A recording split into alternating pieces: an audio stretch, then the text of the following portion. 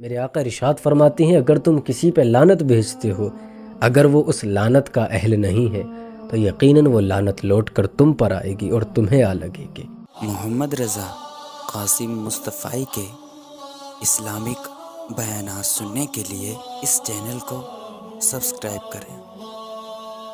حدیث پاک میں آتا ہے، حضرت ابو درداء رضی اللہ تعالیٰ عنہ سے مروی ہے، آپ بیان کرتے ہیں کہ ایک مرتبہ اللہ کے رسول صلی اللہ علیہ وسلم کو فرماتے ہوئے سنا، میرے پیارے آقا صلی اللہ علیہ وسلم نے ارشاد فرمایا، اے لوگو، جب کوئی بندہ کسی چیز پر لعنت بھیجتا ہے، اللہ اکبر، کسی چیز پر لعنت کرتا ہے تو وہ لعنت آسمان کی طرف جاتی ہے۔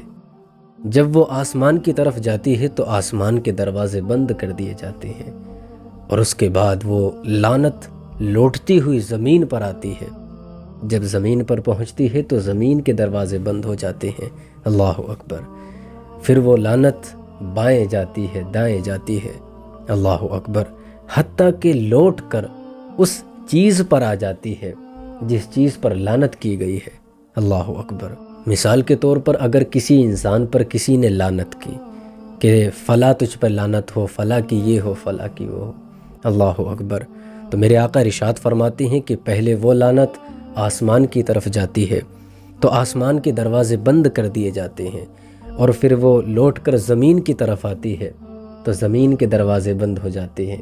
پھر وہ لعنت دائیں پھرتی ہے، بائیں پھرتی ہے، اللہ اکبر، حتیٰ کہ لوٹ کر اسی انسان کے پاس آ جاتی ہے۔ اگر واقعی اس لعنت کا وہ انسان مستحق ہے جس پر لعنت کی گئی ہے، اللہ اکبر، تو یقیناً وہ لعنت میرے آقا ارشاد فرماتے ہیں اس پر لگ جاتی ہے۔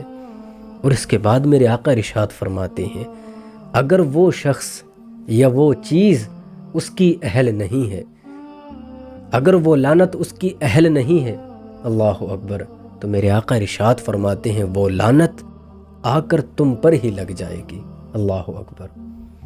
اگر وہ انسان اس لعنت کا مستحق نہیں ہے تو یقیناً وہ لعنت تمہاری طرف لوٹ کے آئے گی۔ آج اس حدیث سے ہم لوگوں کو عبرت لینا چاہیے یار، ہماری ماں بہنوں کو سبق لینا چاہیے، اللہ اکبر۔ آج ہماری ماں بہنوں کو اتنا شعور نہیں ہے کہ بولنا کیا ہے، اللہ اکبر، جو منہ میں آیا وہی بک دیا۔